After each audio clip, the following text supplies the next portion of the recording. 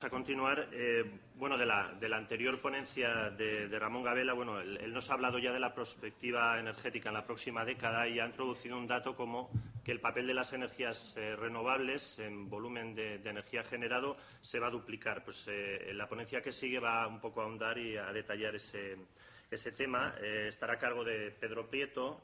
Y el título, pues como veis ahí, es el papel de las energías renovables en el futuro energético español. Pedro Prieto es ingeniero técnico de telecomunicaciones y ha trabajado en ese sector pues durante muchos años, pero está aquí por otras razones, puesto que en la actualidad es consultor en energías renovables y presidente de dos empresas, de sociedades que operan en el mercado fotovoltaico español, ¿no? Y además copropietario y gestor de una planta fotovoltaica muy moderna de 1 megavatio con un sistema de alta concentración a 400 soles. Seguramente nos vas a hablar más de qué significa. Es también coeditor de Crisis Energética, miembro de Científicos por el Medio Ambiente y vicepresidente de AEREN AESPO España. Y ya no intervengo más y te dejo. Muchas gracias. La palabra. Gracias a la UNED de Barbastro, a los organizadores, por habernos invitado y agradecerles que hayan tenido en consideración, creo que es el primer monográfico, quitando la reunión del 2008, el Congreso Internacional de ASPO que tuvo lugar en Barcelona, creo que es el primer monográfico sobre el cenit del petróleo que tiene lugar en España. Y entonces les agradezco la sensibilidad porque los que estamos en ASPO creemos que el problema del cenit del petróleo es perentorio, es algo esencial para el futuro de la humanidad.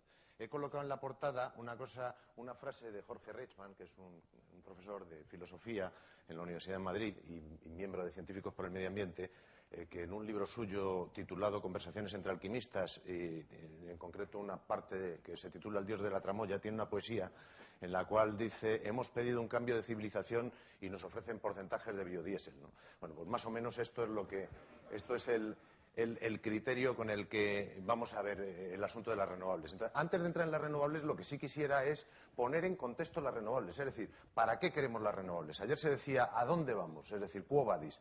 ¿Dónde estamos yendo? ¿A qué queremos hacer? Bueno, primero vamos a poner en contexto las renovables. Y para ello, como ayer y a petición del amable público que me lo había pedido, he sacado al mono desnudo a pasear otra vez. Este es un gráfico que presentan en muchas conferencias.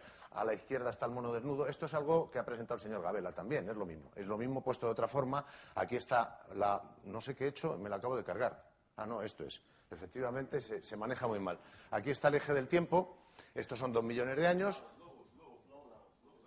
Sí, otra cosa que tengo que hacer es pedir a los traductores disculpas porque generalmente voy muy rápido y lo que no quisiera es pasarme de tiempo. El eje del tiempo son 2 o 3 millones de años. Este es nuestro antecesor, es mi tatarabuelo. Hay que tratarle con mucho respeto porque, a pesar de que parece un hombre bruto, que tiene un cuero muy duro y un pelo muy denso, parece que no hizo las cosas mal en el planeta porque nosotros estamos aquí. Esa es la prueba de que no haya hecho las cosas mal en el planeta. Este señor era una máquina termodinámica perfecta de 100 vatios. Eso es lo que es nuestro metabolismo, aproximadamente. 2.800 kilocalorías anuales según la Organización Mundial de la Salud. Pasa así 2 millones de años perfectamente, casi sin aumentar la población en el planeta, sin tocar la biomasa prácticamente y viviendo exclusivamente de la alimentación. A partir de ahí inventa el fuego, pega un salto cualitativo, es la primera vez que toma energía externa a su propio metabolismo, que es el que la transforma y demás, y bueno, pues sube a unos 180 vatios cuando alcanza el fuego. Esto es hace unos 500.000 años aproximadamente, 300, 500.000. Cuando hace 9.000 años, estamos hablando de la flecha del tiempo, hace 9.000 años empezamos a domesticar animales y a cultivar con la agricultura. Pegamos otro salto, nos apropiamos de la energía contenida en los animales y en la agricultura que tenemos más a mano y nos colocamos entre 300 y 500 vatios a medida que en esos 9.000 años avanza de una civilización agrícola primitiva a una civilización agrícola un poco más avanzada. El salto lo pegamos hace 150 años, el salto monstruoso. Aquí se ve a Chaplin en tiempos modernos, metido entre los engranajes de las máquinas del siglo XIX. Alemania, a finales del XIX, estaba consumiendo 3.000 vatios per cápita. Eso ya son 30 monos desnudos por persona, aproximadamente, ¿no? Es decir, estaba 30 veces por encima de su consumo metabólico. Y ahora estamos aquí, este es el Homo technologicus, su ordenata, toda la parafernalia que lleva aparejada la sociedad industrial y tecnológica, y estamos cerca de los 12.000 vatios per cápita. Es decir, el ciudadano moderno actual es verdaderamente una feria ambulante que es como si llevara 120 bombillas de 100 vatios enchufadas permanentemente sobre su cabeza. Este es el mundo que hemos construido. Y esto es el planteamiento que tenemos que hacernos. ¿A dónde vamos? Es decir, ¿vamos a poder seguir creciendo como hemos crecido de esta forma exponencial, en el cual la alimentación ya es una pequeñísima parte que está aquí y el resto es economía doméstica, industria, agricultura y una gran parte de transporte? ¿Hasta cuándo vamos a poder seguir creciendo si tenemos solamente estos recursos reconocidos como reservas probadas en el planeta Tierra? ¿Hasta cuándo vamos a poder seguir creciendo? ¿Y qué es lo que va a pasar cuando no podamos crecer? Ese es el planteamiento que creo que nos tenemos que hacer, el planteamiento de base que es fundamental. Y esto, le tengo que agradecer a Gail que lo hayan nombrado Chart of the Year en Estados Unidos, en su magnífica web que es de Oil Drum, cuya visita recomiendo. Este es un gráfico que hemos preparado aquí en España y que básicamente refleja lo mismo que el señor Gabel había puesto, pero de otra forma. Así es como lo reflejan los pobres del mundo. Los ricos del mundo los reflejamos de otra forma. Y yo me considero entre los ricos porque España es país de la Unión Europea. Y se considera dentro de los ricos del mundo, de los desarrollados. Bueno, el mundo está mal dividido y está mal distribuido, está muy mal distribuido. Tiene aquí un 25% de la población que se está consumiendo el 75% de los recursos. Y el resto del 75% de la población apenas alcanza a apropiarse del 25% de los recursos. Si nos fijamos, esto es petróleo, esto es gas natural, carbón, nuclear, hidroeléctrica y biomasa. Los Estados Unidos están ya al nivel de feria ambulante, de 120 bombillas o 120 monos desnudos o 120 esclavos tecnológicos puestos a disposición de cada ciudadano norteamericano, que incluye canadienses y estadounidenses. Los europeos, nosotros estamos aquí, estamos ligeramente por debajo del promedio de la Europa de los 15.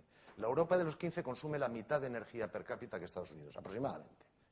Y no por eso vive la mitad de mejor. Eso es un concepto que empieza ahí donde enlazo con lo del índice de desarrollo humano que también se ha mencionado, es decir, no necesariamente vive la mitad de bien. Esta es China, que es muy carbonífera. Los chinos siempre estamos diciendo que representan una amenaza por su incremento de consumo. Efectivamente, los chinos este año están llegando al nivel promedio del consumo energético de energía primaria mundial, que está situado aquí, aproximadamente unos 2.200, 2.300 vatios por persona. Es decir, cada uno de los 6.700 millones de habitantes del planeta está quemando de unas 22 veces lo que su organismo necesita como mono desnudo para vivir. 22 veces más. El consumo metabólico es esta línea blanca y esto es lo que está consumiendo ahora. El promedio mundial, pero con el agravante de que aquí nos estamos llevando toda la tajada. Y encima estamos echando la culpa a los chinos y a los indios, que están aquí los pobrecillos, porque aspiran a ser como nosotros. Esto es cinismo puro. Es una vergüenza que estemos diciendo que los chinos no deberían progresar tanto y no deberían consumir tanto. Se ve que son, aquí me podía pasar toda la hora con este chart, se ve que son muy carboníferos, pero son muy carboníferos porque están en un estadio de desarrollo similar al que tenía esta parte de aquí de la civilización cuando estaba empezando a progresar, que era mucho más carbonífera. Es decir, esta es la razón, no porque sean muy malos, sino porque están en un estadio diferente.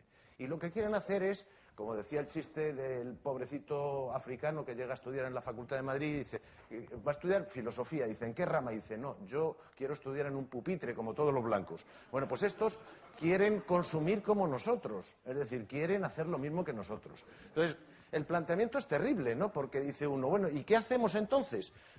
¿Ayudamos a todos estos a subir en energía hasta donde estamos nosotros o bajamos nosotros? ¿Qué hacemos? ¿O nos mantenemos como estamos?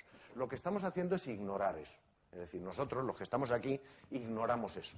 Aquí he puesto también una cosa muy interesante, que es esta línea roja, es el PIB per cápita de cada uno de los países o regiones. Y se ve que hay una identidad entre consumo de energía y renta per cápita. Una identidad, salvo alguna singularidad, como en el caso de Rusia, que tiene bajo PIB y alto consumo de energía, porque es un país gran productor y consumidor de energía, gran consumidor porque tiene tecnologías poco desarrolladas todavía y que son muy intensivas en consumo energético y además también porque gasta mucha energía en producir energía.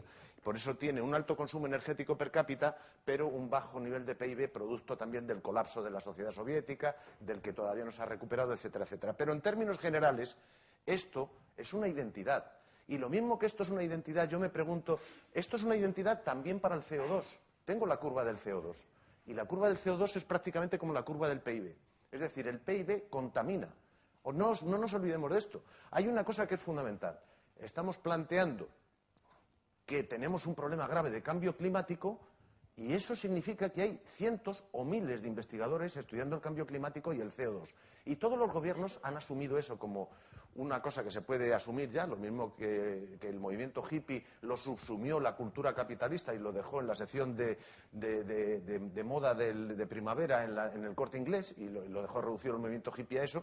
Pues aquí está pasando lo mismo, es decir, ya los gobiernos han asumido lo del cambio climático y dicen que sí, que esto es muy bonito y que hay que evitar el cambio climático. Y aquí todo el mundo habla de los efectos y nadie habla de las causas.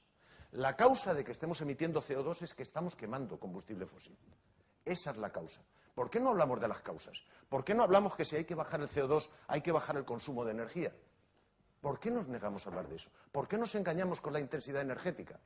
¿Por qué decimos que estamos mejorando la intensidad energética los ricos cuando lo que estamos haciendo los ricos es intoxicar a estos señores obligándoles a producir zapatillas con carbón para luego utilizarlas nosotros? Zapatillas, calzoncillos, hacer de todo. Y luego llevarlas aquí y aquí no aparecen como consumo energético, aparecen aquí y decimos que son ellos los contaminantes. Esto es una sinvergonzonería, lo de la intensidad energética, porque si uno coge las informaciones de la Agencia Internacional de la Energía y pone en el eje de abscisas, pone el PIB y en el eje de ordenadas pone el consumo energético, hay una línea que es prácticamente recta. Es decir, si hay aumento del PIB, hay aumento del CO2 y hay aumento del consumo de energía. No nos engañemos. Lo de la intensidad energética es una falacia que sirve para enmascarar determinadas cosas. Y luego, otra de las cosas que es importante, hay que plantearse esto en sentido de que ¿a dónde vamos? Es decir, si para llegar a la European Way of Life habría que multiplicar el consumo energético 2,4 veces o 2,5 o 2 veces. Es decir, ¿es eso posible ahora? ¿Es eso realmente posible? Cuando viene un líder del tercer mundo a España y le da un abrazo al presidente de gobierno, señor Rodríguez Zapatero, y Rodríguez Zapatero le da un abrazo a él, le dice que le va a ayudar a desarrollar su país, ¿por qué ese señor no se mira la cartera de atrás? Porque es que esto es imposible. Es decir, que realmente no le está pudiendo ayudar a desarrollarse. Aquí lo curioso es que hay muchos consumiendo mucha energía y si uno ve los flujos de energía, fundamentalmente Oriente Medio, el Oriente Medio está aquí, los flujos de energía están yendo hacia allá, de aquí hacia allá, y los flujos de materias primas están yendo de aquí hacia allá, de aquí hacia allá. Y curiosamente la deuda financiera, el problema de la deuda y del endeudamiento del mundo es un flujo de dinero brutal también de aquí a allá. Hay algo que no se entiende. O sea, si las materias primas y la energía están fluyendo de izquierda a derecha, ¿por qué la deuda también fluye de izquierda a derecha? Respuesta, porque los estamos robando. Los estamos robando a calzón quitado. Perdón por la expresión. El traductor va a tener dificultades por esto. Entonces, esta es la situación. Y perdónenme, es que es así, joder. Yo lo veo así, ¿eh? Entonces, esto es lo que llaman el diagrama de Sankey o diagrama de espagueti, se llama también, ¿no? El diagrama espagueti. Esto es lo mismo que ha presentado el anterior ponente ha presentado, pero visto en forma de flujos. El diagrama espagueti, bueno, pues esto es el petróleo, el gas natural, por aquí está el carbón no sé por dónde aparece, tampoco se ve muy claramente, ¿eh? Me lamento que no sé. Estos son las energías renovables y esta es la nuclear. De aquí quería sacar una serie de cosas un par de cosas que son importantes. Primero, una sociedad moderna fundamentalmente es no eléctrica. Todo esto es el flujo no eléctrico de la sociedad, que va a transporte, a gran parte de industria y también a residencial. La energía eléctrica es este flujo, la energía eléctrica útil, que por cierto, esto es otro de los engaños, esto es metodología de la Agencia Internacional de la Energía, metodología. Pero resulta que aquí al final, cuando llega uno a Estados Unidos, pone useful energy, energía útil. Y luego pone aquí waste energy, energía que se gasta, que se pierde en los procesos de transformación. En el diagrama de espagueti de Estados Unidos, la energía que se pierde, lo mismo que en el de España, es superior a la energía que queda transformada como energía útil. Es decir, este es el nivel de eficiencia en nuestro proceso de transformación. Ciclo de Carnot, 30%, 40% aproximadamente, nuestras aspiraciones de llegar ahí. Consumimos y tiramos al ambiente mucho más de lo que realmente empleamos como energía útil. Y eso que estamos considerando como energía útil, la energía en transporte privado, por ejemplo, que consiste en que una máquina ultra sofisticada de 2.000 kilos se dedica a pasear a un ser humano que es autotransportable y tiene 2 patitas y puede ir andando para llevarlo a su oficina a 50 kilómetros de distancia y eso se considera energía útil. Es Es decir, cuando realmente es un dispendio, es un dispendio, la gran parte de la energía es inútil. Entonces, bueno, pues esto es una cosa. Pero tomen nota de que la electricidad es esta parte del pastel, la electricidad útil, esta parte del pastel. Es decir, cuando hablamos de renovables modernas, que todas generan exclusivamente electricidad, y cuando hablamos de nuclear, estamos hablando de empezar a trabajar en este sector fundamentalmente. Por supuesto que puede haber coches eléctricos aquí, y entonces podríamos pensar en que esta parte podría aumentar e ir a servir esta zona de aquí, pero ya hablaremos de los problemas de transformación si es que me da tiempo, porque me enrollo mucho. Bueno, muchas cosas se han dicho aquí, me van a ahorrar algunas cosas. Este es el aumento del consumo de energía primaria en España. Aquí se ve que nos hemos pegado el trastazo en 2008, claramente. España ha crecido mucho más rápidamente en las 3 últimas décadas que los países más poderosos. Esto es una comparativa que hizo Óscar Carpintero, que es un profesor de la Universidad de Valladolid, en crecimiento de la evolución internacional de inputs directos y ocultos entre el 75 y el 94. Y está claro que crecimos más que Alemania, Japón o Estados Unidos en ese periodo de tiempo. Es decir, España ha tenido un desarrollo brutal, entre otras cosas, como consecuencia de su adhesión a la Unión Europea. Y este es nuestro perfil de consumo, puesto en esta forma. Este es el nivel de consumo metabólico, este es el nivel de consumo preindustrial, y aquí es donde estamos. Esto es petróleo, gas natural, carbón, nuclear, etcétera, etcétera. Ese es nuestro perfil. Y yo voy a sacar el diagrama de Aspo, porque en la curva de Aspo hemos hablado mucho del cenit del petróleo y nadie ha sacado esta curva de Aspo. Esta es la curva de Aspo clásica. Es un clásico esto, un clásico en nuestra organización. Lo que está diciendo es que estamos aquí, este es el petróleo convencional, estos son los petróleos no convencionales, que son el polar, el petróleo de aguas profundas, el petróleo de esquistos y de pizarras bituminosas y los líquidos del gas natural que están aquí. Y esto es el gas convencional y este es el gas no convencional. Y estas son las previsiones, señores. Estamos en una situación dramática, dramática. Y esto es lo que hay que interiorizar. Los que creemos en el cenit del petróleo, cuando hablamos de renovables, tenemos que pensar en qué va a pasar aquí, en el año 2050. ¿Qué va a pasar? Pues en el año 2050, que estaremos produciendo 55 millones de barriles si la realidad geológica es la que prevalece y no hay situaciones que agravan esta situación. Esa es la situación. Es decir, en el año 2050 tendremos un 30 y tantos % menos de suministro fósil de petróleo, que es el vital, que en el año 2010. Es decir, y esto es un problema gravísimo. Entonces, voy a permitirme copiar al señor Skeborski en un invento que llama él The Oiligator, que quiere decir, haciendo una S, el cocodrilo, ¿no? The Alligator. Bueno, pues el cocodrilo es un animal que al abrir las fauces nos muestra cómo tenemos el mundo. Por la parte de la mandíbula inferior tenemos la realidad geológica de una energía declinante y por la parte superior tenemos el wishful thinking de los políticos. Tenemos a los políticos diciendo hay que crecer, hay que seguir creciendo. Estamos que no podemos crecer y estamos en crisis, pero en cuanto que salgamos vamos a seguir creciendo. Pero bueno, no nos había dicho el señor Gabela que estamos 4 veces por encima de nuestro consumo del carrying capacity, de la capacidad de carga del planeta, aquí en España, porque estamos pensando en seguir aumentando de consumo. ¿Cómo vamos a pensar en aumentar el consumo? Bueno, pues la fauce, la mandíbula superior, sigue siendo una constante en la clase política española y en la clase política de cualquier país del mundo que se precie, porque todos quieren seguir creciendo. Entonces, estas son declaraciones del economista jefe de la Agencia Internacional de la Energía, que, por cierto, en 2004 estuvo en una reunión en Aspo Internacional, invitado por nuestra organización en Berlín, y ya sabía exactamente lo que era esto porque vino a un congreso de Aspo. En ese momento el señor Fatih Birol no hablaba del cenit del petróleo, no hablaba de peak oil. Por primera vez en los 2 últimos años o 3 años, su World Energy Outlook empieza a hablar del cenit del petróleo. Muy tímidamente, pero empieza a hablar del cenit del petróleo. Empiezan a reconocer una realidad. ¿Y qué es lo que dice este señor sin admitir específicamente o explícitamente el cenit del petróleo? Pues dice que si tuviéramos que cubrir solamente la mitad de las fauces del cocodrilo, es decir, seguir como estamos, virgencita, virgencita, que me quede como estoy, y eso, perdón por los traductores, bueno, pues tendríamos que descubrir de aquí al año 2030 3 mares del norte, es decir, yacimientos, y ponerlos en producción, yacimientos equivalentes a 18 millones de barriles diarios, en los próximos 20 años. Esto es una cosa dramática, porque reconoce que hay un declive de un 6,7% frente al 3,6% que habían declarado antes. O sea, revisan las cuentas y se dan cuenta de que se habían equivocado. Pero lo peor del Oiligator, el señor Skeborski, Pues resulta que es que si queremos seguir con la política de crecimiento habitual del business as usual de los políticos tradicionales, tendríamos que descubrir 6 Arabias Sauditas, que ayer lo dijo el señor Skrebowski, 6 Arabias Sauditas y alguien más, Mariano Marzo me parece que habló. Hay que descubrir 6 Arabias Sauditas de aquí al 2030. Esto, señores, es una tarea ímproba. O, por decirlo en términos taurinos, y que me perdonen de nuevo los traductores, como decía Joselito el Gallo, lo que no puede ser, no puede ser y además es imposible. Es decir, una vez colocados en esta situación, ahora que estamos colocados en esta situación, veamos qué es lo que hay que hacer con las renovables para ver si podemos venir con las renovables con la varita de Tarzán y metérsela en la boca al cocodrilo para evitar que nos devore. Esa es la misión de las renovables.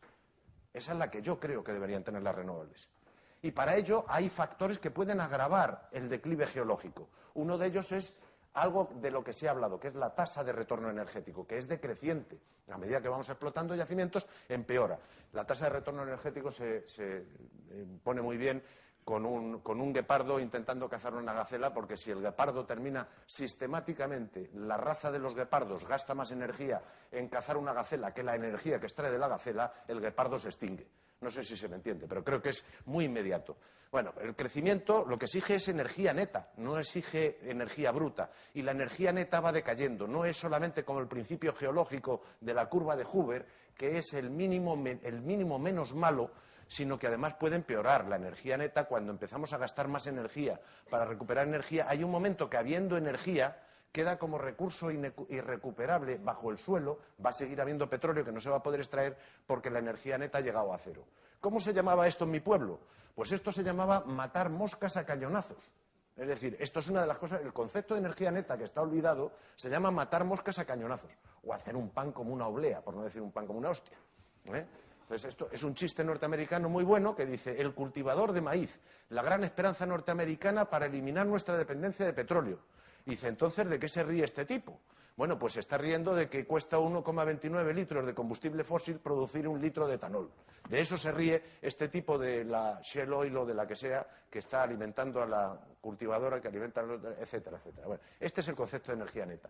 Este es el balloon diagram, el diagrama de globos que sacó Charles Hall, hablando de cómo el petróleo en Estados Unidos tenía una tasa de retorno de 100 a 1, gastaba una unidad de energía y ponía 100 a disposición de la sociedad en los años 30, ha bajado hasta 20, 30, ahora están 10 o quizá en menos de 10 en algunos sitios y demás. Aquí están los generadores eólicos y aquí está la energía fotovoltaica con la que he estado trabajando y que por falta de tiempo luego les hablaré en la comunicación de la energía fotovoltaica para no salirme de tiempo.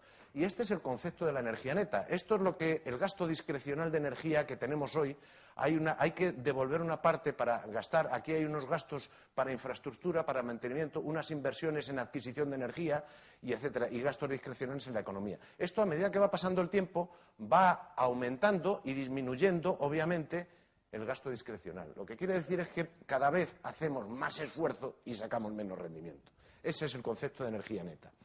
Otro concepto importante de energía neta, aplicado aquí al caso de las energías nucleares, por ejemplo, es que cuando pensamos en desarrollar la energía nuclear hay que pensar cuánta energía tenemos que invertir de otro tipo para hacer un determinado número de centrales nucleares. Marcel Kodercha ha hecho esta extrapolación con System Dynamics, un modelo que utiliza el profesor Bardi, y entonces ha llegado a la conclusión de que construir 20 centrales en 20 años solo empezarían a rendir energía neta esas centrales a los 24 años de comenzar. Y si se hace un plan de 20 centrales, de 20 programas de 20 centrales cada uno, no entregarían energía neta hasta dentro de 32 años. ¿Tenemos 32 años para hacer esto? Esa es la pregunta. Esa es la pregunta. ¿Podemos embarcarnos ciegamente en la construcción de centrales nucleares sin tener en cuenta este gap de energía que hay que entregar? Esto que está en rojo. Esta es la tasa dos ejemplos de tasa de retorno energético de 3 y de 6. Aquí no se empieza a ganar energía hasta el año 3, aquí no se empieza a ganar energía hasta el año 8. Son matemáticas elementales, no podemos engañarnos con esto. Estas son unas cosas que hablan de las interrelaciones energéticas, que además complican más la situación. Es decir, estamos poniendo complicaciones a la curva de Hoover que pueden agravar la curva de Hoover, señores. Esto es el caso, por ejemplo, el caso de Japón, trasladado a España, por ejemplo. Veamos, un problema que nos deja sin el 20% de la electricidad de un país y el país se pone de rodillas. Está a punto de colapsar el país.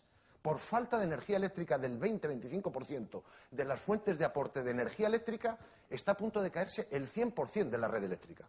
El gobierno de Japón tuvo que apelar a la sensibilidad de sus ciudadanos para que apagaran bombillas y no utilizaran ascensores, ni escaleras mecánicas, ni no sé qué, ni no sé cuántos, para que no se les cayera el país a cachos.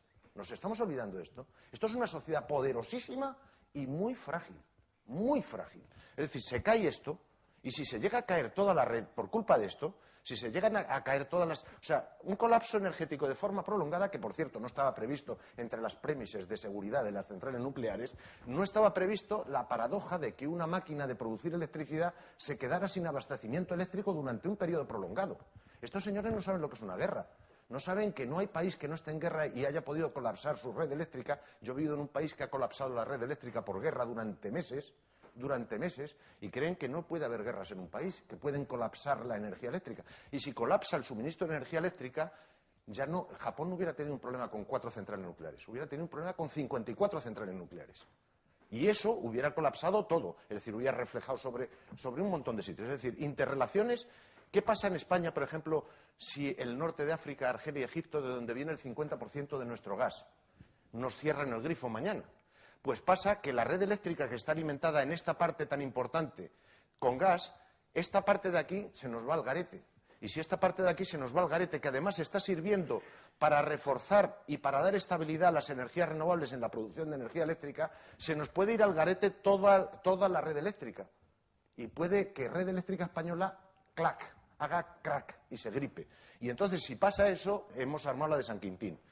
¿Qué pasa si no nos viene petróleo? ¿Alguien cree que el petróleo viene aquí por la gracia de Dios y que va a seguir viniendo por la gracia de Dios? Por el estrecho de Hormuz pasa el 40% de las exportaciones, el 40% de las exportaciones mundiales de petróleo y el 20% del petróleo mundial producido. El estrecho de Hormuz tiene 23 kilómetros de ancho y 2 canales de navegación de 3 kilómetros de entrada y 3 kilómetros de salida.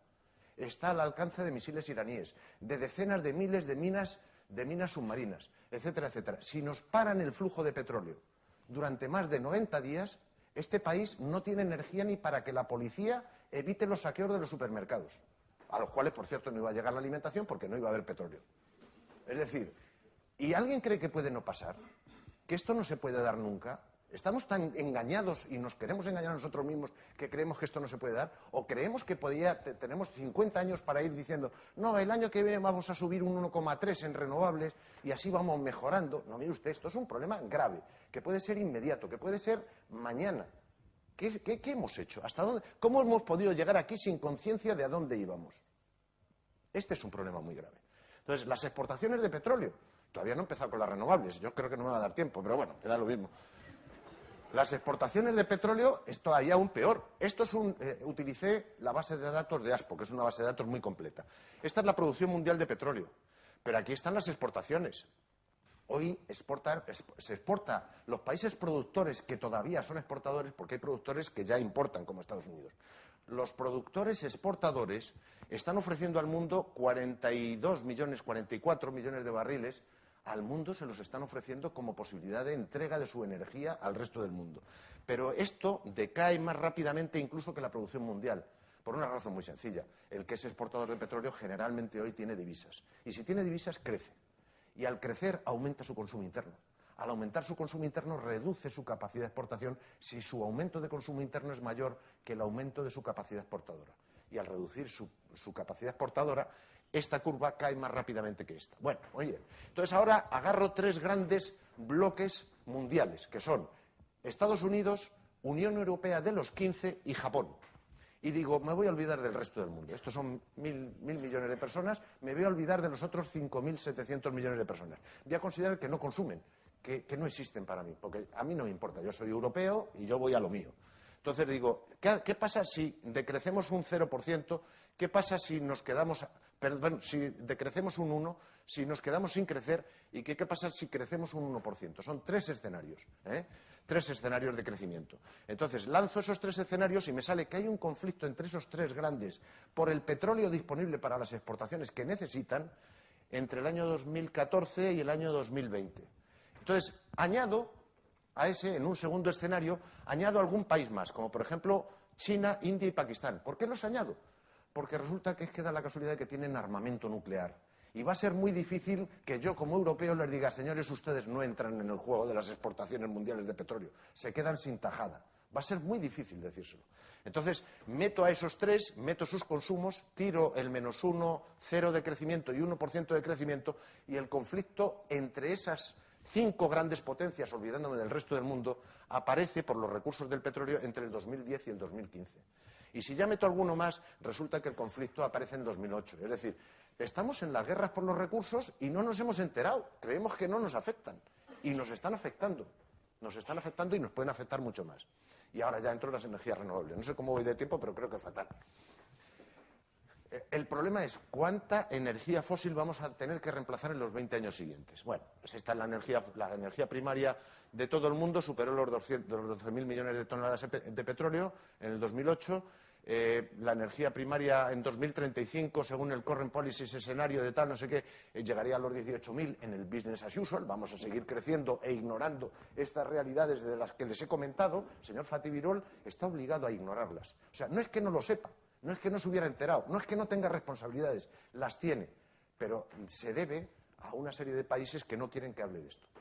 Y esto es, aunque sea público, esos son sus propios datos, no son los míos. Y esto es España. Bueno, pues España tiene más renovables modernas que el resto del mundo. Cuando digo renovables modernas excluyo la biomasa, pero tiene menos biomasa que el promedio mundial. Como ha dicho el señor Gabela, es muy dependiente del petróleo y siendo un 85% de la energía, o sea, consumimos un 85 siendo un 147 de la población mundial. Es decir, estamos unas 2 veces por encima del promedio mundial.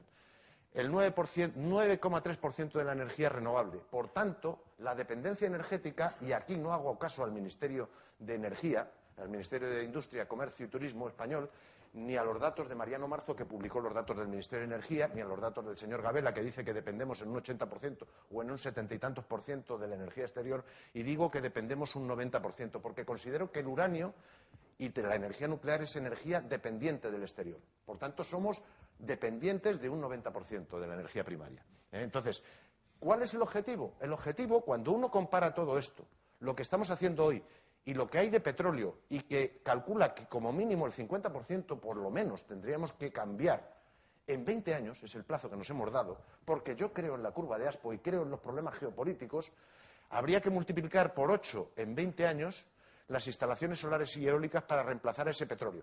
Eso sin considerar los cambios estructurales monstruosos que tendrían que tener lugar en toda la industria para pasar de consumos no eléctricos a consumos eléctricos. Porque el consumo eléctrico no se pasa sencillamente cambiando de energía. Hay que cambiar las infraestructuras, que es un peso enorme y gasto energético enorme. Entonces, aquí estamos, país ejemplar en energías renovables. Eso es cierto, podemos estar orgullosos. No lo hemos hecho mal. Tenemos aquí, del resto de 10%, energía solar un 4% de la potencia instalada, en eólica un 20%, la hidráulica un 17%. En la cobertura de la demanda, la energía que genera, la solar ya genera un 2% de la electricidad. Posiblemente es el primer país del mundo en porcentaje de penetración solar fotovoltaica dentro de la red. No termosolar, solar fotovoltaica. La eólica un 16%. Y el resto el 15%. Estos son datos de Red Eléctrica Española, del año 2010, el informe publicado en el 2011 sobre los datos del 2010. Esto genera también problemas y genera tensiones en la red eléctrica, como ha mencionado acertadamente el señor Gabela. Uno de ellos es que, por ejemplo, si vemos aquí la curva esto es la curva de carga en porcentaje de las centrales de gas de ciclo combinado, han terminado cayendo drásticamente porque lo que sucede es que a medida que metemos más energía renovable, más aerogeneradores en la red y más energía fotovoltaica, resulta que el mecanismo regulador, que son las centrales de gas de ciclo combinado, empiezan a trabajar menos. ¿Qué es lo que pasa? Pues que las centrales de gas de ciclo combinado subieron de forma dramática en los últimos 8 años para intentar cumplir con el protocolo de Kioto y decarbonizar las centrales de carbón, decarbonizar el país, y entonces resulta que estaban pensadas y construidas y diseñadas para unas 5.000 horas al año. 5.000 horas al año. En estos momentos están en 2.500 horas al año. Y claro, el señor que ha invertido un montón de dinero, los operadores eléctricos que han invertido un montón de dinero en centrales de gas de ciclo combinado para cumplir con sus obligaciones de Tokio, de carbonizarse, no pagar penalizaciones en Tokio y demás, De repente que ahora les digan, y habían hecho sus diseños pensando en 5.000 horas, que es para lo que se construyen, ahora les dicen, no, mire usted va, como los que tienen prioridad según ley son los renovables para entrar en red, usted va a entrar cuando yo le diga, porque usted es muy bueno para balancear el resto. Entonces, cuando no haya viento, entra. Cuando no haya sol, entra. Y cuando haya, se apaga usted. Entonces dice, oiga, mire usted, mi central es muy flexible, pero no es un chicle. Es decir, yo no puedo abrir y cerrar. Sí lo puedo hacer en realidad, pero estoy destrozando la central también. La central acorta su ciclo de vida. La central de gas de ciclo combinado, cuando está pensada para no hacer ciclos de parada y arranque tan rápidos, y tiene que hacer ciclos de parada y arranque muy rápidos. Acorta gravemente su nivel de vida. Y están diciendo, a mí que me paguen esto. Los de las renovables que me lo paguen. Y eso es un debate público que hay que tener conciencia de que tiene que tener lugar. Este es un debate público que tiene que tener lugar. Entonces, bueno, pues aquí está la evolución del consumo de energía en España, esto es la energía eléctrica total, y bueno, se ve aquí, esta es la evolución del gas de ciclo combinado, y esta, no, este sí es el gas de ciclo combinado, y si vamos aquí, pues vemos ya la visión de España de renovables según el borrador del Plan de Energías Renovables del 2011. Y tal. Bueno, el resumen de toda esta tabla monstruosa es que el Gobierno español es uno de los más adelantados en materia de energías renovables y su ambición, siendo uno de los más avanzados y de los más ejemplares, alcanza apenas a intentar conseguir el 20% de la energía primaria para el 2020. Señores, absolutamente insuficiente, inservible. Para los que creemos en el cenit del petróleo y los problemas geopolíticos, inservible. Esta política es timorata. A pesar de que se dice que es agresiva, es timorata, es insuficiente, es inviable. Entonces, esta otra dice, por otra parte, las energías renovables llegarían a un 38% del consumo eléctrico. Ahora mismo tenemos ya solamente picos de eólica que superan el 50% del consumo eléctrico en determinados momentos del año. Y si sumamos a todas las renovables, han podido llegar al 70-80% de nuestro consumo, pero son picos. El consumo promedio a lo largo de todo el año se espera que alcance el 38 y ahora es algo menos. Pero de todas formas es de los más importantes del mundo. Esta es la política del PANER para la energía solar fotovoltaica y la energía solar termoeléctrica, y esta es la energía eólica. Bueno, pues al final el cuadro resumen lo que dice es que de solar termoeléctrica en electricidad tendríamos un 10, de eólica terrestre un 45, de eólica marina un 5, biomasa un 6, hidroeléctrica, geotérmica y de fotovoltaica un 9. Esas son las aspiraciones eléctricas de nuestro país, que no están mal, ¿no? Hay un problema y es, aquí quería mostrarles esto, aunque luego ya les hablaré, si me da tiempo, de la energía fotovoltaica en el comunicado que tengo luego más adelante. Esto es un ejemplo de cómo han variado la instalación de la energía fotovoltaica en España en los últimos años, desde el 2000 hasta el 2010. Aquí ya lo he puesto en trimestres, estos últimos años, y cómo ha variado el precio de los módulos fotovoltaicos y cómo todo está determinado por decisiones políticas. Y posiblemente, y sobre todo y fundamentalmente, por esto. Es decir, una sociedad basada fundamentalmente en el consumo de combustibles fósiles está apuntalando la energía renovable y la hace posible gracias a que todavía la energía fósil está funcionando round the clock, es decir, está funcionando como un reloj suizo. El día que deje de funcionar como un reloj suizo, esto será muy inestable, porque está apoyada por fuentes fósiles. Entonces, lo que pasó aquí se está aplicado aquí a través de un choriceo de reales decretos que lo que ha hecho ha sido descarajar a la industria.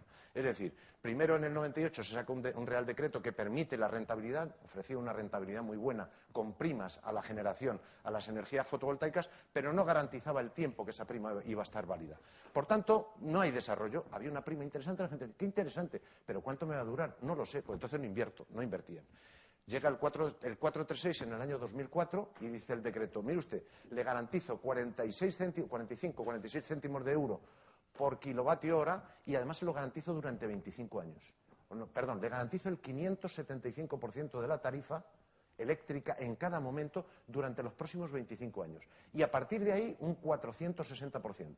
Entonces, a partir de este momento, algunos dijimos, hombre, esto es como al que le dan un título de marqués, es un marquesado, es un título de marqués con rentas. Es decir, me queda para toda la vida, pongo una planta fotovoltaica y tengo 5 veces más el precio de la energía de mercado. Se hicieron cuentas y empieza el estallido exponencial de la creación de energía fotovoltaica y de las instalaciones fotovoltaicas. En el año 2008 instalamos más de la mitad de la potencia mundial de energía fotovoltaica en todo el mundo, en España solamente. Más de la mitad, 2.500 y pico megavatios. era una fiebre monstruosa. Venían inversores de Alemania, de Estados Unidos, de Israel, de Japón, venía todo el mundo a invertir en plantas, no solamente a vender módulos, a invertir en plantas, porque teníamos fabricantes de módulos de mucha calidad, y muchos y muy diversos, con muy buena tecnología. Pero al final terminaron prevaleciendo los chinos. Bueno, y hubo una especulación con los precios de los que llegaron hasta casi 4 y pico euros por vatio pico el precio del módulo. En estos momentos está en 1,10, 1,20 aproximadamente. Bueno, a partir de ese momento el gobierno llega aquí y le entra la temblequera, porque ve que se le acerca la crisis del 2008, está viendo que hay un problema considerable y dice, joder, pero es que esto me está costando ya 2.000 millones de euros al año en primas. Como siga así sin límites, me van a machacar vivo, porque no habían puesto en este decreto cómo parar de forma eficiente. Entonces, este otro decreto ya les dice cómo parar, pero aún así sigue todo, les dice cómo parar, pero les da de tiempo hasta septiembre del 2008. Y dice todo el mundo, ¡a correr! Y entonces cuando llega hasta 2.500 megavatios. Y entonces, como estaban nerviosos porque veían que todo el mundo seguía mintiendo, otro Real Decreto. Oiga usted que se lo va a mostrar no sé qué. El 1578 provoca el colapso de nuevas instalaciones porque preasigna tarifa, dice, alto, todos parados, que pasen por caja. Y cupos trimestrales descendientes. Ya os voy a decir yo si entráis en el cupo o no. Entonces viene el colapso.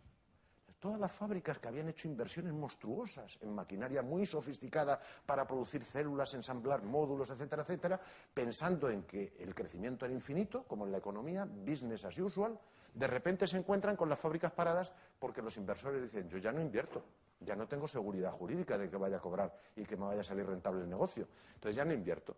Y entonces aquí viene un colapso, la industria se lamenta, llora, no sé qué, y entonces siguen sacando reales decretos, es decir, la política es terrorífica a la hora de hacerla si se hace mal. Y desde luego, si no se hace bien, pues ya veremos. No sé cómo voy, pero bueno, hablaría de la biomasa, me queda... ¡Uy! ¡Qué mal voy! Pero bueno, de la biomasa, lo primero que quería hacer es un top-down análisis. Es decir, en el top-down análisis, este es nuestro país. Tenemos un 31% de bosques, un 6% de desiertos y semidesiertos, 4% de regadío, 37% de secano y 22% de praderas, prairies, se dice en inglés. Y esto, ¿cuántos somos dentro del país? Pues como en el camarote de los hermanos Marx. Y sin embargo somos uno de los países menos habitados de Europa, los que tienen menos densidad demográfica. Somos 47 millones, 0,85 por hectárea. Vacuno, tenemos 6,5 millones de cabezas de vacuno que también opinan y también emiten metano, ovino, porcino, gallinas, pollos, no incluyo animales salvajes, acuáticos, marinos, etcétera, etcétera. Este es el camarote de los hermanos Marx. ¿A cuánto tocamos? Pues mire usted, ¿cómo se puede analizar la productividad de biomasa en un país como este? En regadío, 10 toneladas por hectárea y año. Eso sería 18 millones de toneladas de biomasa. Secano, 3 toneladas por hectárea y año, 50 millones. Praderas, 33. Bosques, 44. Producción máxima absoluta, 145. De la producción máxima absoluta, 68 millones ya están tomadas para cultivos. Ya están tomadas para cultivos, alimentación humana y animal. Y además se consumen el 65 o el 70% del agua dulce disponible en nuestro país. Y además exigen todas estas toneladas para abonos de síntesis. Y además unos 1.000 millones de euros en pesticidas. Estos son datos muy antiguos, del 2002, que eran el doble que el 90. Estamos en el 2011. La situación ha empeorado, los insumos serán mucho más grandes, etcétera, etcétera. Y para producir esos 68 millones de toneladas estamos utilizando 1 millón de tractores, 300.000 motocultivadoras, 51.000 cosechadoras, cientos de miles de camiones, 250 millones de euros en electricidad para bombeos, 1.000 millones de litros de fuel oil, 74 millones de euros en lubricantes, datos del 2002, etcétera, etcétera.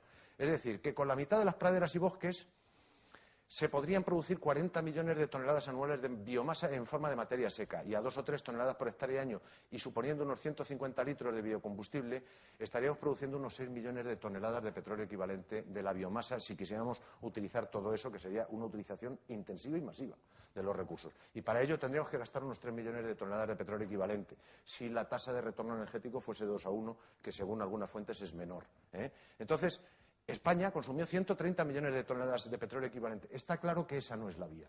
La vía de la biomasa en un país como España, que no tiene abundancia de recursos y que tiene el territorio limitado y una densidad de población considerable, esta, a mi juicio, no es la solución.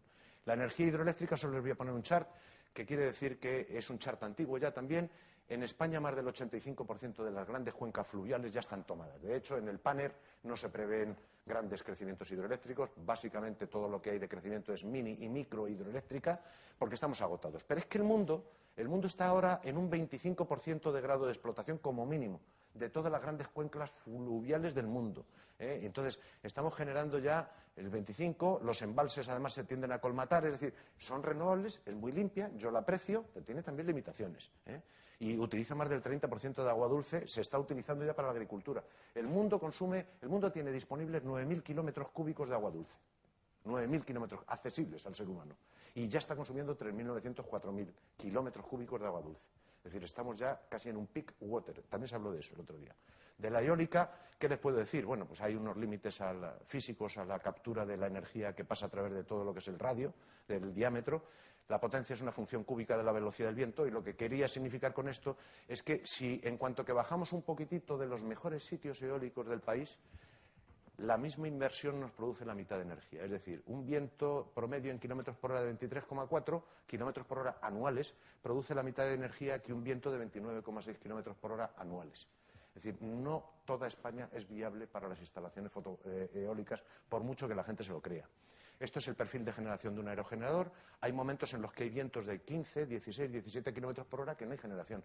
Y hay veces que los vientos son de 95, 100, 80, 90, 100 y tampoco hay generación porque a partir de aquí tiene que poner las palas en bandera para no colapsar. Es uno de los sistemas más probables y competitivos. La TRE parece superior a la energía fotovoltaica. De la energía fotovoltaica hablaré esta tarde.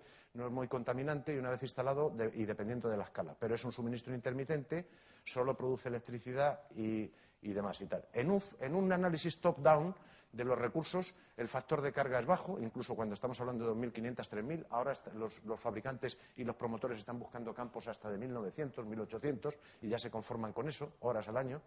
Y el factor de carga está entre un 28 y un 35%. En el análisis top-down de todos los vientos del mundo, esto sí es importante, que sepan cuáles son los límites. Son 1.200 teravatios, todos los vientos del mundo, en todas las latitudes y a todas las alturas, son 1.200 teravatios, que es 70 veces la energía primaria que estamos consumiendo. Entonces, tratar de capturar el 1% de todos los vientos del planeta, pues es prácticamente imposible, es muy improbable. Puede tener problemas ecológicos, los vientos podrían derivar por la ley del mínimo esfuerzo, representaría una cantidad inviable en materiales y energías, es una industria pesada. Aquí se habla de energías renovables, esto no son energías renovables, estos son insumos no renovables que pueden proporcionar, que pueden capturar parte de la energía renovable de la biosfera, pero durante un tiempo limitado. Luego hay que tirarlos a la basura o reciclarlos. Es decir, no son energías renovables como tales, aunque las llamemos así. Son sistemas no renovables, que capturan parte de la energía renovable. Eso es lo que debería decirse si se quiere hablar con precisión. El mantenimiento es este. Esto es ecológico. Esto es ecológico. Esta es la pala. Estamos hablando de gigantismo, otra vez del business as usual. Esto es una pala de un generador de 5 megavatios. Esto es gigantismo, business as usual, etcétera, etcétera. Nosotros somos el cuarto país del mundo, tenemos 20 gigavatios. China acaba de sobrepasar a Estados Unidos, tiene 42.000 megavatios, Estados Unidos 40.000. Hace poco éramos el segundo, Alemania era el primero, Alemania se ha quedado en 27, nosotros en 20. Estos son datos del año 2010, finales del año 2010 de la European Wind Energy Association. Entonces, además, muestran que se instala en los países que son ricos. Somos ricos. Es decir, se instalan en los países que tienen un surplus energético fósil, excedente de energía fósil para prestar al mundo de las renovables y decir, constrúyase usted esto y juegue a ser renovable. Esto es un juego de Occidente, de los países ricos de Occidente, no es un juego del mundo, a pesar de que nos queramos creer que sí.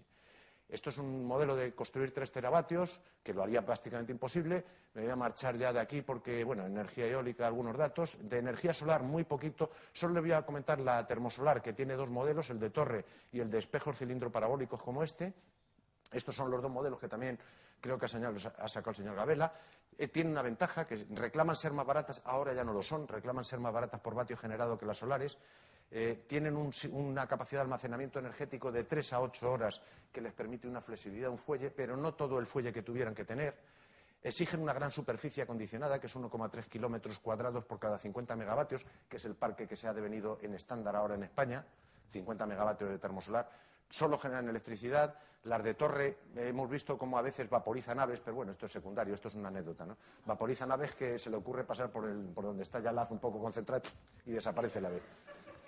Sí, sí, es así, joder, ¿yo qué quieren que les diga? Entonces, mantenimiento es complejo, exige una parte importante de energía fósil de respaldo. De hecho, la ley dice que pueden meter hasta un 15% de gas y seguir siendo consideradas renovables. Ahí tengo hecho una pregunta a la CNE, porque me parece que están escondiendo datos y metiendo los datos de generación del gas también, que apoya como si fuera renovable.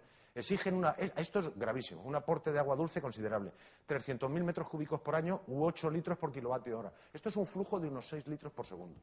Y esto demuestra, cuando uno ve el mapa de la termosolar en España, se da cuenta que en el sureste, que es Almería y Murcia, se han denegado permisos para plantas de 5 megavatios, porque entran directamente en conflicto con los recursos acuíferos para las plantaciones y para los cultivos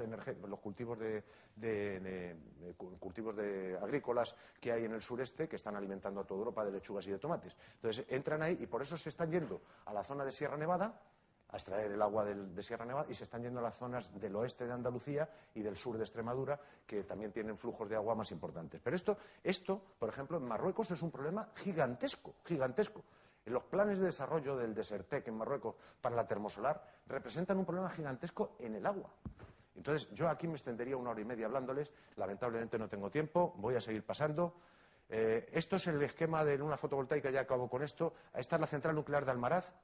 Son 2 gigavatios a un 95% de carga, y esto es una central solar fotovoltaica que se ha construido alrededor. Esta es el embalse para la refrigeración del agua de Almaraz, todo esto, y estos son 22 megavatios. Esto, para hacer una potencia equivalente a la de la central nuclear de Almaraz, que miren lo que ocupa, habría que utilizar 420 veces esta superficie, y unos 150.000 metros cúbicos de agua al año para la limpieza de módulos. Es decir, es un asunto que hay que considerarlo, porque yo creo que no les voy a poder explicar el automóvil eléctrico, que era una de mis obsesiones.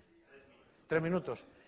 Con el mito del automóvil, lo que vemos del automóvil es esto: éxito, libertad de movimientos, lujo, confort, poder, tal, no sé qué. O como decía Marvin Harris, si de verdad quieren ver una vaca sagrada, salgan a la calle y miren el coche familiar. Eso lo dice en la cultura americana, American Society and Culture and Overview. Entonces, muy bien, perfecto. ¿Qué es lo que es en realidad? Atascos gigantescos, aparcamientos inverosímiles, choques, accidentes, garajes, talleres, multas, tal, no sé cuántos, impuestos, parkings, etcétera, etcétera. Este chiste me gustaría que lo tradujeran los traductores, si les llega tiempo, que es el del genial Forge, que dice: ¿por qué llegas tarde? Dice: porque he tenido que aparcar en Luxemburgo. Dice: ¿pero en la calle Luxemburgo o en la plaza de Luxemburgo? Dice: no, en el Gran Ducado de Luxemburgo. Entonces, este es el asunto del coche, ¿no? Entonces, cuando hablamos de la transformación del ciclo de Carnot, ayer alguien decía: no, pero es que la fotovoltaica tiene un 40. Bueno, depende cómo se mire. Si el sol tiene 100 aquí, a veces llega a 5 aquí, con todos los procesos de transformación. Entonces, no voy a entretener mucho. Esto es lo de la densidad de la energía que cabe en baterías. En un depósito de gasolina de 60 litros almacena la misma energía que 36.000 kilos de baterías de ácido plomo o que 6.000 kilos de baterías de litio-ion. Es decir, no hay una comparación posible. Aquí hay una comparación entre el Mitsubishi MV que hice para la Universidad de Valladolid y el Renault Megane, por comparar unas peras con unas peras, y un modelo de cambio de los motores de combustión interna de los vehículos privados, que son 806 millones, eran en el año 2008, con los vehículos de combustión eléctrica, a cambiar en 20 años, ¿no? Ir cambiando gradualmente, y entonces, teniendo en cuenta que se producen 73 millones en el año 2008 de vehículos anuales, había 806 millones, ahora debe haber cerca de 900 millones circulando por las carreteras del mundo. Entonces, esto se alimenta se suponía que además se iban a alimentar con energía básicamente como eólica, que es la que tiene un TRE más alto. Estos eran los supuestos, ¿no? Entonces, lo que salía de esos supuestos, había cosas interesantes. Por ejemplo, el vehículo eléctrico consume menos energía en el ciclo de vida, pero consume más energía en la producción.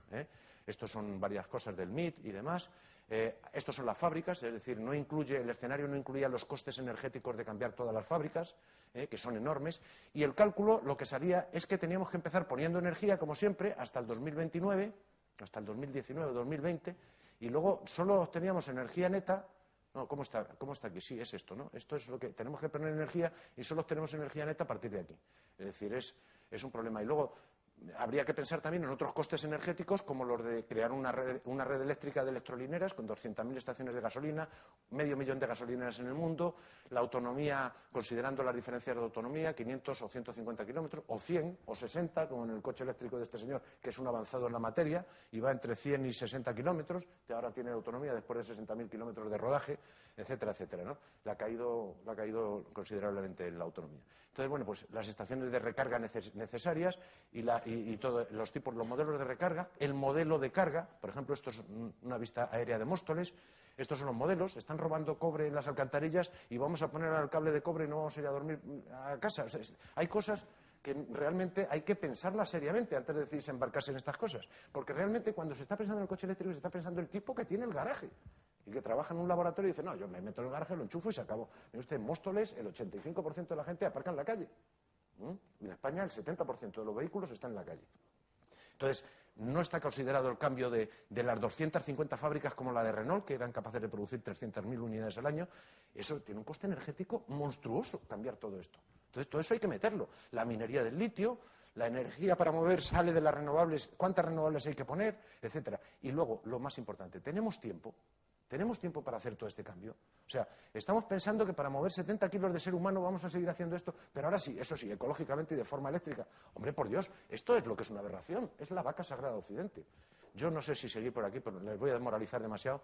Y bueno, pues ya, esto es la red eléctrica española actual, esto es la potencia instalada, que es el doble de lo del máximo de consumo.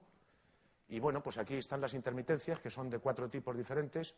Y bueno, pues estas son las diferentes visiones del mundo. Cuando uno toma esto, pues realmente se da cuenta de que la energía renovable, por mucho que lo hagamos, no va a poder sustituir a los 12.000 millones de toneladas de petróleo equivalente que consumimos hoy. Entonces, esta es una forma de verlo top-down, desde arriba abajo, porque decimos, sí, tiene 10.000, proyectamos 10.000 veces la energía que consumimos, pero a los continentes llega, sobre biomasa, llega al 1% y sobre continentes un 9%.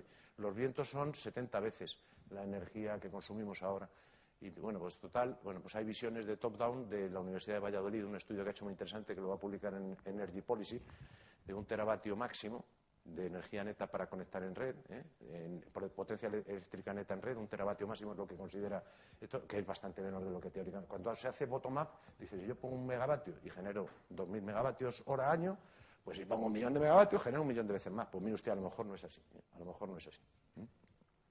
Y luego, esta sí que es la última, por favor, ya la última, ya acabo. La importancia de la 10.000ª parte. Estamos todos preocupadísimos por el cambio climático, muy preocupados, por los efectos, no por las causas.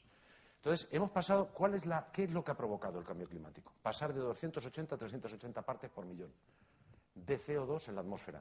Esto se lo he copiado a mi amigo Antonio Ruiz de Elvira, que vendrá esta tarde a dar la conferencia, el profesor de la Universidad de Alcalá de Henares.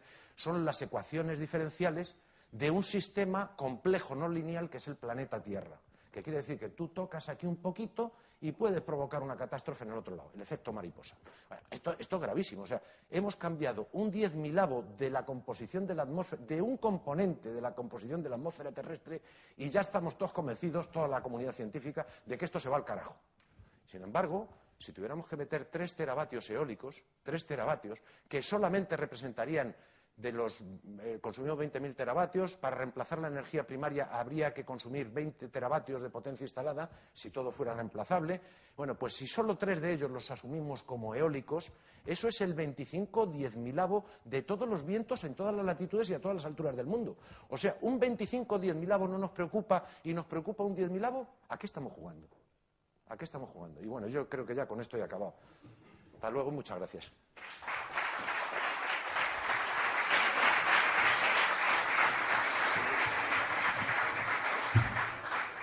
Un par de preguntas, si acaso, pero rogaría extrema concreción. Ok. Sí, un segundo. Espera un segundito, nada más para la traducción.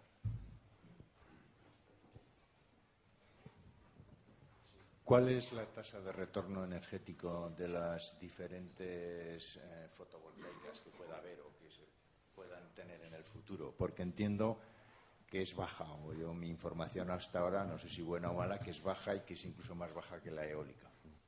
Sí, es correcto. Yo la información que tengo, he trabajado mucho en energía solar. Esta tarde voy a hablar del retorno energético, precisamente el tema de retorno energético de la energía solar fotovoltaica en España, considerando un estudio global que hemos hecho 2009-2010.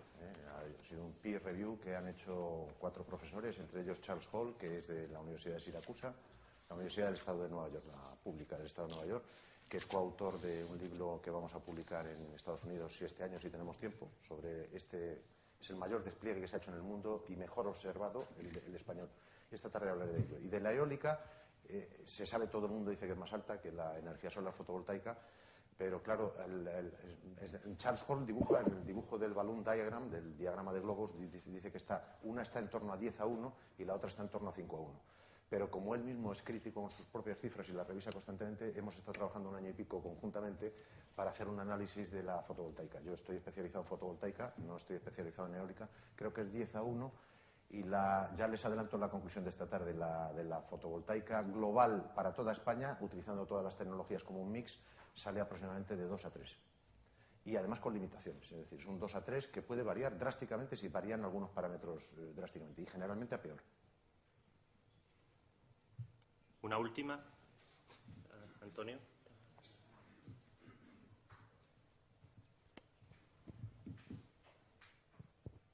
Estoy de acuerdo contigo en que el uso de un coche individual para el transporte interurbano, al soportar 1.000 millones de vehículos privados, puede ser insostenible, sobre todo si no se consigue una batería de tipo zinc-aire o algo así que sea recargable, porque el litio y níquel prácticamente no debe haber reservas. Sin embargo, posiblemente un sistema mixto con un cierto cambio del estilo del paradigma de movilidad, por ejemplo, utilizando el coche privado únicamente para acudir a las estaciones de tren locales o bien para acudir a un sistema como el sistema RUF, en el cual apilan coches individuales y generan trenes que luego envían mediante raíles interurbanos. Ese tipo de sistemas mixtos sí que podrían tener viabilidad porque requerirían baterías mucho más pequeñas, ¿no? Posiblemente incluso con níquel, ¿no? Y un segundo apunte, las termosolares tienen una gran virtud que tú no has comentado, y es que aunque son muy dependientes de la cantidad de agua que necesitan por kilovatio, sin embargo puedes colocarlas en las costas de los desiertos y utilizarlas para desalinizar agua. Una parte de la agua desalinizada la utilizas para el ciclo de la turbina y para el limpiado de espejos, y ya incluso tienes un excedente para el consumo local también.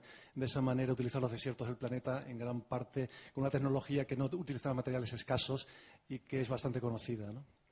La fotovoltaica, en cambio, no tiene esa virtud, necesita materiales muy escasos, no es tan conocido el funcionamiento. En fin, yo apunto y también comentaré luego algo sobre las termosolares en favor de ellas, ¿no? Está muy bien. Es un comentario muy acertado y muy preciso. En la termosolar, efectivamente, una de las cosas que me planteo yo muchas veces es cuando tienes que plantearte un sistema y dices, ¿qué estamos haciendo? Por ejemplo, he estado analizando recientemente Libia, que es un país que es exportador de petróleo y de gas y ha dejado de serlo ahora y está en una situación dramática. Libia tiene disponibles 0,6 kilómetros cúbicos de agua dulce al año para toda la población y para todos los consumos y para todo tipo de agricultura y demás. 0,6 kilómetros de agua dulce al año. Entonces se está planteando desalinizar agua del mar, pero eso requiere energía. Entonces resulta que hay dos proyectos. Uno es el gran río hecho por el hombre de Gaddafi, el sueño de Gaddafi, de coger los acuíferos fósiles que hay en el desierto del Sáhara. Es un proyecto prácticamente completado. No sé si está ya funcionando o no, pero teóricamente iba a traer de unos acuíferos subterráneos del Sáhara que son monstruosos, de grandes, pero en el fondo finitos, un caudal enorme para las costas libias, que es donde está la población, y demás y tal. Todo eso requiere unas cantidades ingentes de energía en infraestructura y en bombeo. Y todo eso. Y eso es agua dulce. Entonces, ese agua dulce ahora se está hablando de que se podría utilizar entre el shale gas, que está de moda en Estados Unidos, el gas de esquistos y demás y tal. Están pensando que requiere mucho agua y además productos químicos, y está pensando que Libia tiene unos yacimientos de shale gas considerables. Entonces se dice, bueno, pues cojamos este agua dulce, hacemos el shale gas y con el shale gas podemos hacer ciclo combinado y hacer electricidad. ¿Y para qué es la electricidad? Para bombear el agua dulce del Sáhara, de no sé qué. Estamos en una pescadilla que se muerde la cola y dice, ¿pero cuál es el objeto? O sea, ¿qué queremos hacer? ¿Vivir? ¿Comer lechugas? ¿Generar energía? ¿Qué es lo que estamos pretendiendo hacer? Entonces, cuando desalas tienes una pérdida considerable de energía. Yo he calculado que en las termosolares es un 6%, y si son un 6% pierden mucha competitividad. Vale, pues lo dejaríamos aquí. Vamos a hacer ahora la pausa del café. Os rogaría puntualidad a las 12, o sea, a las 11:45, por favor, regresar. Y tendrá lugar la mesa redonda, que estará abierta a la intervención de la audiencia. Ya explicaremos luego.